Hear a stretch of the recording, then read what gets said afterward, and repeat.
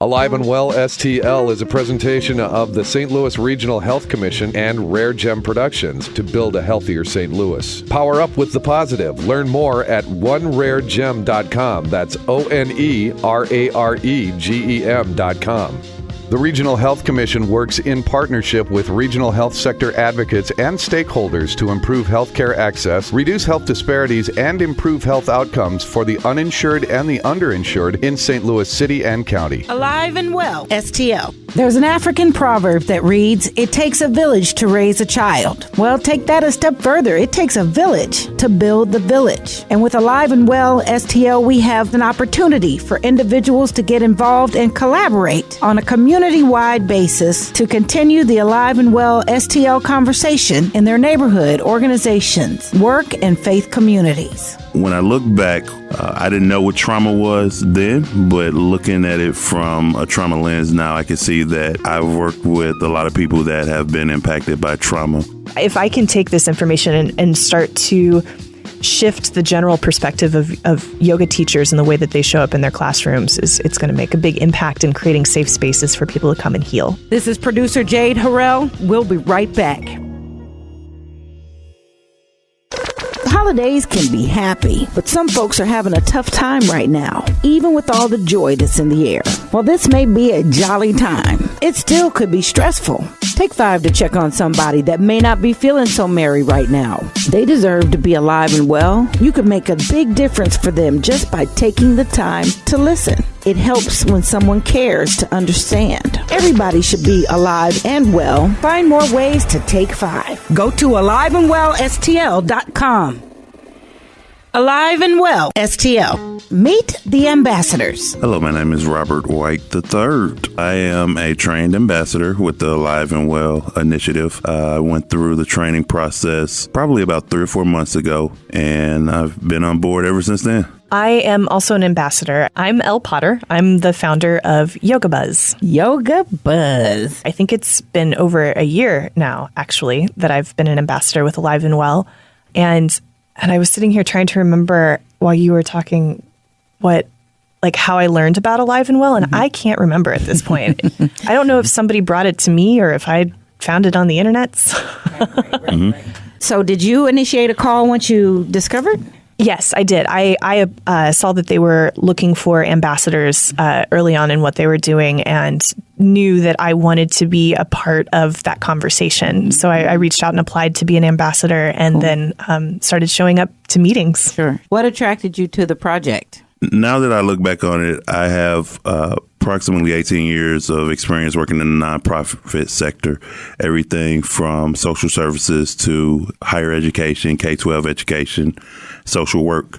And when I look back on some of the clients that I've encountered and people that I work with, I didn't know what trauma was then, but looking at it from a trauma lens now, I can see that I've worked with a lot of people that have been impacted by trauma. And unfortunately, as far as people of African descent are concerned, issues with mental health are taboo in our community, and we don't talk about them enough. And it was my personal passion as well as my professional experience that really wanted me to get involved with Alive and Well so that I can equip myself with some knowledge, tools, and resources around emotional wellness and trauma and just some mental health pieces and go into the community and share some of what I've been equipped with to help people heal. That's the ideal outlook for an ambassador of any sort. Tell me what you discovered in your training, what you became aware of and came to know about trauma. Yeah, so one of the things, a lot of times we look at a person's behavior and we'll say, oh, that's bizarre, or, it doesn't fit into the societal framework of what is acceptable behavior. And a lot of times we'll jump right into looking at the behavior, not understanding that there's a process, or maybe there was an event or series of events that triggered certain emotions and how we interpret experiences and how we express our emotions. So it helped me to go beyond the surface of just looking at things and saying, well, that's bad behavior, and really understanding that in a lot of cases, there are events and there are experiences attached to the adverse behavior that we see in a lot of cases. But it also helped me to think about in my personal life, I think that we've all been impacted by trauma on some level. And if we took some time to step back and unpack and explore some of those things, we can see that, it's not one of those kind of icky, stay away from me kind of infectious things, but it's something that, it impacts people across race, across class, across gender. So that's what I've gained from the training. What understanding did you have on the surface that made you want to go deeper? I had just started scratching the surface within the conversation of trauma-informed yoga, which is starting to become more of a piece of conversation in the greater yoga community.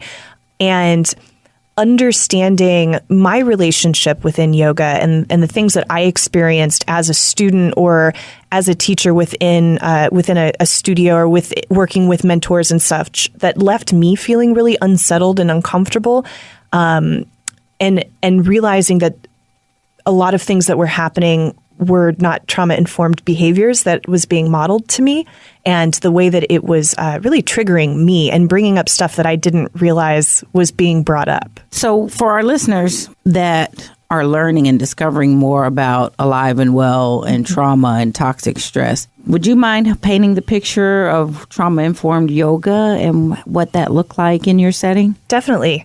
So the thing that's really important to understand about yoga, or really any somatic practice, any physical practice, is that when somebody has experienced trauma or chronic stress,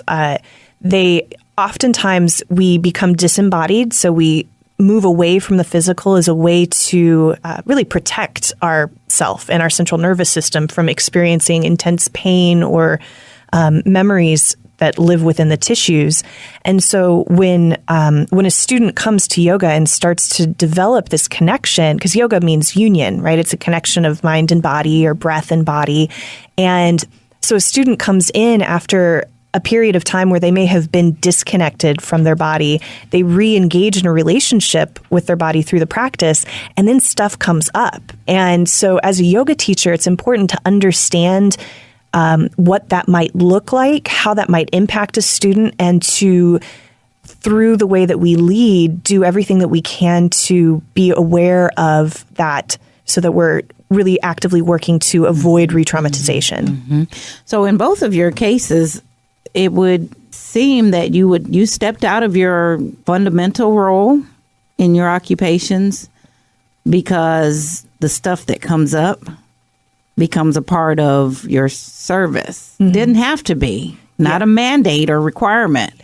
But share a little bit, Elle, how you realized there needed to be a response and why you even felt like you should take ownership, responsibility for that. Yeah. So I went from really relying on the people within my yoga community or within the structure of the studio that I was at in a variety of locations as well, really relying on them for guidance. And then Did something happen that triggered? And then something happened. Okay. Well, it was really just, it's very common in the yoga community is like, you step into these vulnerable conversations and you should step in and step in and step in.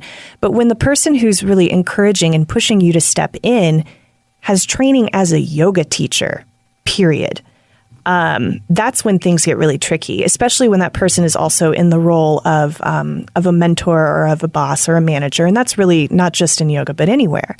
So I had a real big crisis, basically. I had an anxiety attack that lasted more or less 3 months. And it was... Personally, yeah. And so my own anxiety disorder really came to a head, something that I didn't realize I had. Now I look back and I'm thinking, duh, like my earliest memories of being a child, oh yeah, that was anxiety that I was experiencing. So I went to look for help because I was really lost and started going and seeing an actual therapist. And through my conversations with my therapist, I realized these were a lot of the same conversations that I was having with yoga teachers. Mm-hmm. And that boundary was not recognized neither by me nor by those who were encouraging the conversation. And so it led to being really vulnerable in a place of business or in a place of, a relationship that didn't necessarily have the background to be able to support what I was going through. Right, so when I really had this eruption of anxiety, there was not a lot of compassion or understanding for what I was going through. It was like, well, you still need to keep showing up, and like, what's going on? What's going on? It's like, actually, I just need everybody to back off, and I need to go take care of myself separate from here, because I hear a lot of people say, like, who needs therapy when you have yoga? I was going to say, did yoga surface? Yeah. So yoga surfaced the awareness of the trauma. And then there wasn't something there to address it in that space. Right. Well, we often find, there is that separation. We have work, we have personal, and those two people and existences, never the two shall they meet. But in reality, they're the same. You are the person that shows up in the space, but you're basically adjusting to that space. Sure. But you're still that person. Right. Well, and in the role of employee or in the role of student, when we look to the person that we've looked up to for advice and mentorship this whole time, and then they don't know how to support that particular or understand what's happening, what's going on behind it, it for me, I felt very lost. And it wasn't appropriate for me to put my expectations on these individuals, but I also didn't know where else to go. Exactly. And I wasn't being told, no, this is a line that I'm not going to cross. Right, because yoga is personal. I mean, it's your profession, but it's very deep and personal. So that line isn't as clear. And honestly, I don't know how clear it is anywhere. Because if we're authentically living, which as we should, to be our best in any environment, which is what we're encouraging for Alive and Well, then those lines won't allow that. Sure. Did you find the training then personally helpful? And what did you learn? I was starting to look at the conversation around trauma and trauma-informed practices through the lens of yoga. And so doing the training with Alive and Well really started to expand my perspective of what was going on in the world outside of really my yoga mat, because that's kind of the bubble that I had lived in for so long. And so to meet with other professionals and learn about what's going on in the world of public health and social work, et cetera, healthcare, and to see what other people are doing in their lines of work and being able to translate that into the yoga studio or on the yoga mat was really helpful. I think the most empowering thing that I've learned through all of the conversation around trauma is that the behaviors that people exhibit as they're trying to deal with trauma, whether consciously or unconsciously, comes from the body's resiliency. Like the body is built to heal itself. When you break a bone, the bone heals. If you don't have a cast to help provide boundaries and support, the bone will heal not optimally. And so you need that support system to get a strong regeneration of the bone. And it's the same, I think, in the mind and in the central nervous system, is it's trying desperately to figure out how to protect itself and how to take care and how to right the ship. And having a support system in place that can act as those containers to be able to recognize that it's totally normal or totally natural and really normal to react with this multitude, this whole spectrum of behavior that comes from trying to deal with trauma. Sure. So, Rob, what tools did you acquire to utilize? Yeah, so in addition to the training, I would encourage everyone to check out Alive and Well, STL, their website. There are tons of great articles and resources on the website. Even before I received any training, just being able to find out about the ACE studies, just some practical tips on how to really, because we have to make a concentrated effort to make self-care a priority, especially when you work in certain types of fields. So just learning about the importance of self-care. I actually went and got certified in both youth and adult mental health first aid. And I found out about that information through the Alive and Well initiative. So there are a ton of resources. I think originally came into knowing about the Alive and Well initiative, ironically, through hearing your voice on the radio and hearing the commercials that were being broadcasted on the local radios. And that prompted me to say, oh, okay, what is this Alive and Well? And I went to the website and I was reeled in. Wow. So how do you implement your learning? Talk about some ways that you actually utilize it in your work. Yeah, so I haven't done a lot of large group presentations at this point because I am still fairly a young ambassador. However, recently, I want to say early November, I sat on a panel that was hosted by the St. Louis Pan-African Movement, and it dealt with mental health issues in the Black community. As I mentioned earlier, there's a taboo and stigma associated in this particular group. The St. Louis Pan-African Movement wanted to create a safe space where we can have open and honest and productive conversation. So that allowed me to share some of the knowledge that I acquired from Alive and Well in the trainings, and also try to recruit other ambassadors as well. That's one of the things I've taken on myself, is to unofficially recruit ambassadors wherever I can. A lot of implementation too comes through just using social media as a platform to bring awareness to issues around mental health, trauma, emotional well-being, and quite honestly, a lot of just one-on-one conversations, small group conversations. I'll eventually get to the point to where I'm speaking to larger groups, but for right now, those are the most effective ways that allow me to really, because sometimes I think that when you speak to a large group, it's kind of like you speak to the group and you move on. Whereas if you're speaking to family and friends, you may have a small conversation that can go on for a couple conversations, and you may have a little bit more of an opportunity to make an impact. Absolutely. Well, if the ripple effect proves true, you were the one that heard the spot. And from you, the one became two or more. And if each other person is impacted positively by what you have come to know and share, then we've done a great service. And for me, it was only a natural decision to get involved with Alive and Well and become an ambassador. My background is I got my college degree in communication studies with emphasis in public speaking. So I enjoy speaking to people. I'm not afraid of groups or crowds or anything like that.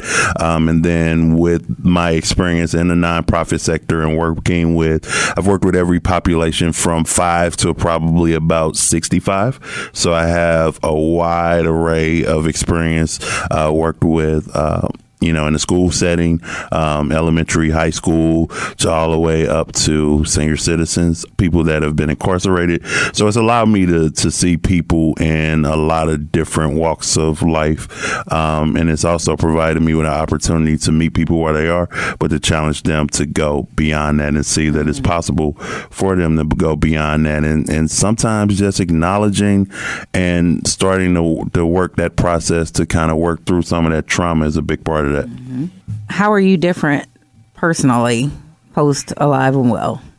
Yeah, so definitely, again, I feel more comfortable and confident and just equipped with the knowledge and the resources to, if I don't have the answer, and it's okay to not always know everything and to not have the answer, but if I don't have the answer, I know that, as Elle mentioned earlier, I have that support system in Alive and Well and fellow ambassadors.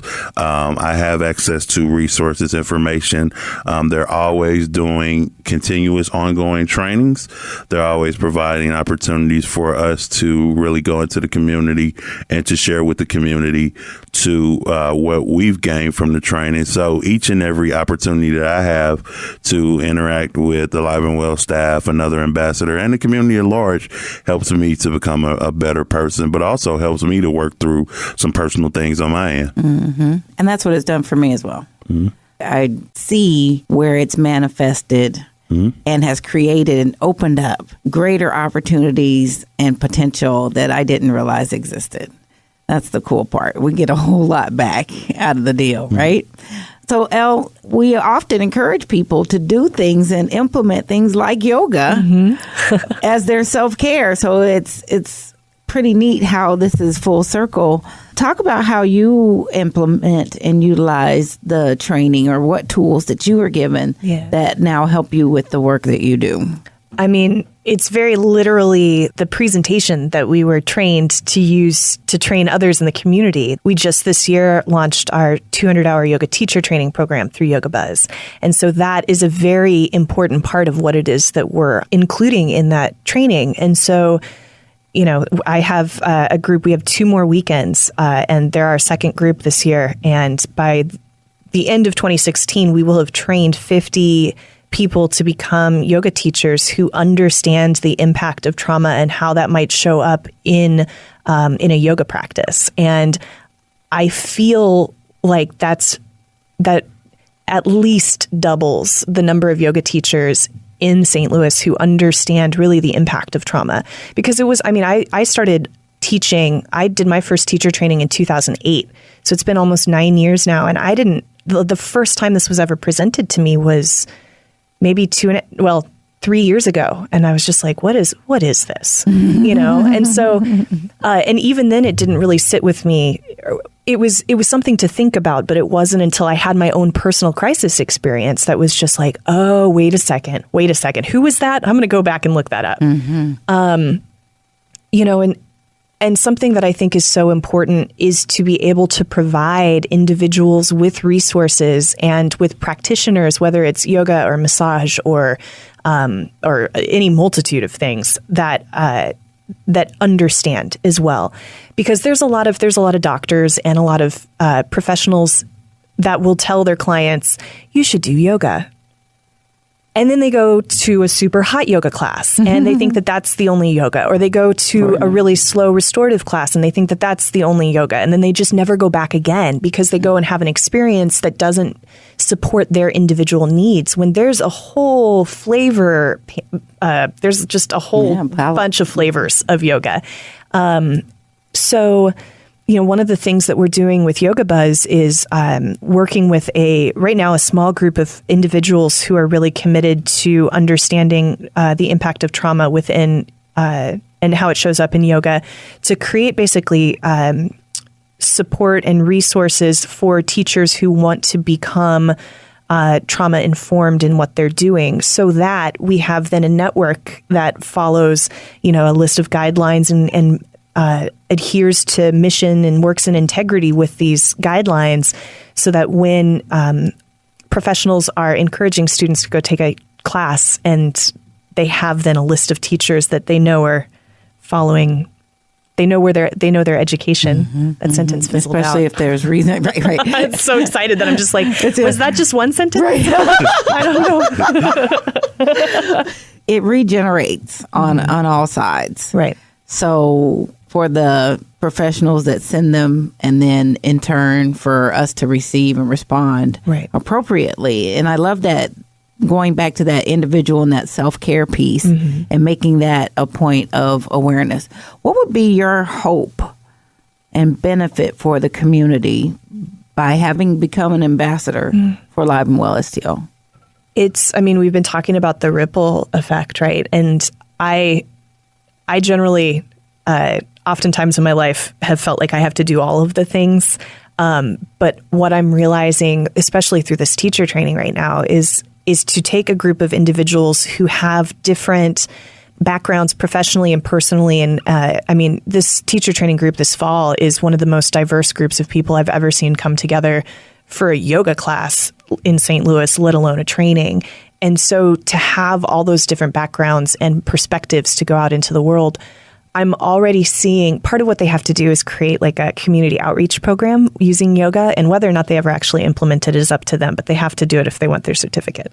And there are people from the spring program that have already gotten their stuff implemented in these different, like there's a story on KSDK on the Alive and Well stuff of one of the gals who did our teacher training, who's sharing yoga for teens in an adoption and foster care resource center. So here I am just like ugly crying, watching this on my phone while I was out in DC and thinking like, this is the impact, right? Like it's sending this information outward. It's being able to present it and do the yoga of connecting trauma informed and that understanding with yoga, and then sending it out into the world and seeing how that shows up, because that's going to make way more of an impact if we can shift the perspective of the teachers in the way that they meet their students that show up on the mat. Absolutely. And create more teachers to get more folks on the mat. Yes, definitely. And more teachers who like represent the fact that you don't have to look like one thing to do yoga. You don't have to be a thin, young, flexible white woman in order to do yoga. Thank you for saying so. So how can I sign up? I know, right? Come. Starts in March. Okay. I'm in, matter of fact. So Rob, having become an ambassador, what do you see this can do for your community, and what do you hope arises from your work? Yeah, so I, hope that we would all get on our A game. And what do I mean by our A game? I hope that it would, my involvement and just Alive and Well, St. Louis being here, would bring more awareness to the issue of trauma and issues around emotional wellness and mental health, that it is a real thing, that those issues are probably a little bit more prevalent than we think, that people we come in contact every day that may look fine on the outside, they may be smiling, they may have a nice job, drive a expensive car, but deep down inside, they may be dealing with some issues around trauma. Acknowledgement that trauma is serious and trauma is something that we really need to explore, because it can impact us emotionally, mentally, physically. It can impact us on so many levels.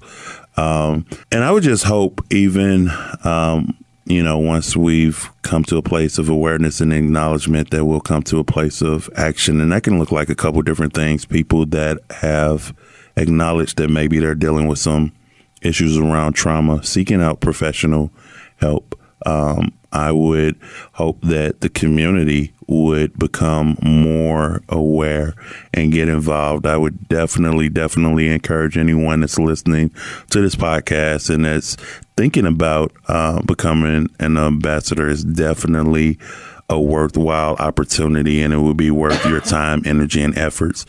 So hopefully, as a result of my work and the work of the larger Alive and Well, we'll all be on our A game. Get on our A game. I was going to say, send out the invitation for folks to become ambassadors, and I think you just did that. What about you, Elle? Send out the invitation and the great benefit or reward that you see. Yeah. I mean, it really is about shifting the perspective of how we see our fellow humans in relationship, in interactions, even just to the way that, somebody might cut me off on the highway. Like my perspective of, I don't know what's going on for them right now is taken to a different level, right? It's like, you never know what's going on behind the scenes for an individual. But when I interact with somebody who I'm not entirely sure what's going on behind their behavior, I can think of it beyond just like, oh, this person is exhausting me, or this person is making me uncomfortable, or, this person, what is going on with this person, to having more compassion as I'm interacting with them. And I think that it's so important that no matter what the profession is that you are in, understanding that as long as you're interacting with people, this information is going to be very valuable. And if I can take this information and start to shift the general perspective of yoga teachers and the way that they show up in their classrooms, it's going to make a big impact in creating safe spaces for people to come and heal. Absolutely. Last question, Rob, I'll start with you. What does it mean to you to be alive and well in St. Louis? So that means a state of holistic well-being, emotional, mental, physical. That means being able to see myself in relation to others, as Elle just mentioned. It means having access to the resources, whether that is, employment, or a job that, I can take care of my basic living expenses, or access to quality practitioners, where if I'm dealing with trauma, I have someone to speak to. So really it's a holistic state of just well-being. The spiritual, I would dare to say that yoga has a spiritual component to it. Being able to walk around the neighborhood and just enjoy the beauty of nature, having accessible parks. I could go on and on and on, but that's just a snapshot of what it means to me. It's a beautiful picture. And honestly, I'd love for you to come back and just lay out the whole vision. Just I'd be honored to. Speak it out. And I think by speaking it forward, we do create the opportunity and possibility for it, right? What does it mean to you to be alive and well in STL, Elle? It's catchy. I know, right? To me, being alive and well is taking care of oneself first. So it's filling up my cup so that I can serve from it. And really expanding my perspective of the world around me. Being in the yoga world for as long as I have, it means that I've been generally surrounded by the same demographic of people. And so I've really worked hard, especially in this last year, to try to expand the people that I surround myself with, to look different, to have different backgrounds, to have conversations with them about how they take care of themselves and how, they want to show up so that they can take care of others as well. So I think being alive and well for me is really building community and cultivating understanding and compassion for one another. Mm-hmm. Some more feelings surfaced while you were talking about that.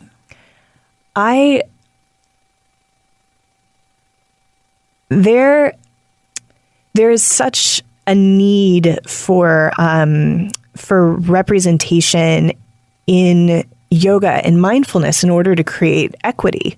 Whoa, all the feelings. Yeah. And it's so important to empower. I mean, a big thing that I've kept saying this past year is empowering others to lead from within. Mm-hmm. And so to give people the tools and to really share the platform to be able to, the platform of Yoga Buzz that we've built over the past 2.5 years, to be able to lift up other voices that are oftentimes overlooked. Yeah.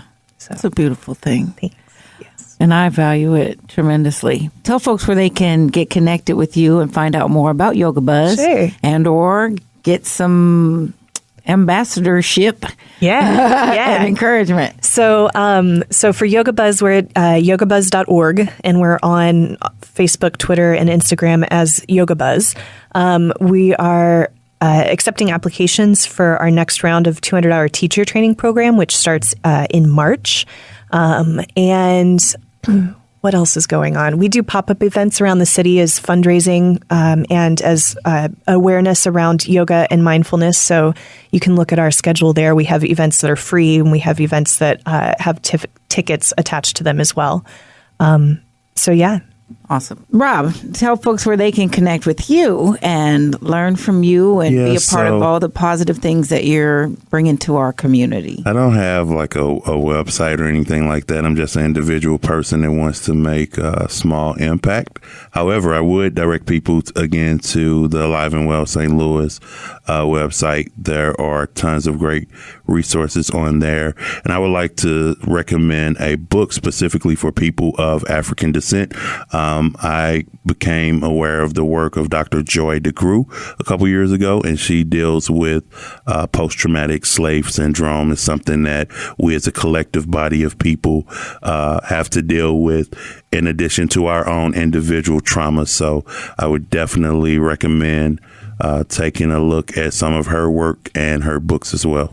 Absolutely. I highly recommend it too. It was very life-changing for me to read about trauma from that perspective. That's Dr. Joy DeGruy, and it's spelled Joy for Joy, DeGruy, capital GRUY, to learn more about post-traumatic slave syndrome there. And of course, find us at aliveandwellstl.com. And we encourage you to get connected, get with this movement, become an ambassador for change and for healing in our community. I thank you both for being with us. Thank you. Rob White, L. Potter, of course. Yes. How appropriate. And thank you for signing up to be ambassadors and delivering on the very idea and model of what we would hope for it too. Absolutely. If you're interested in being a part of Alive and Well STL and helping continue the conversation, please visit aliveandwellstl.com or email aliveandwellstl@stlrhc.org. We're excited to have you join us with the Alive and Well STL movement. Alive and Well STL is now a community-wide effort focused on reducing the impact of stress and trauma on our health and well-being. The research is clear.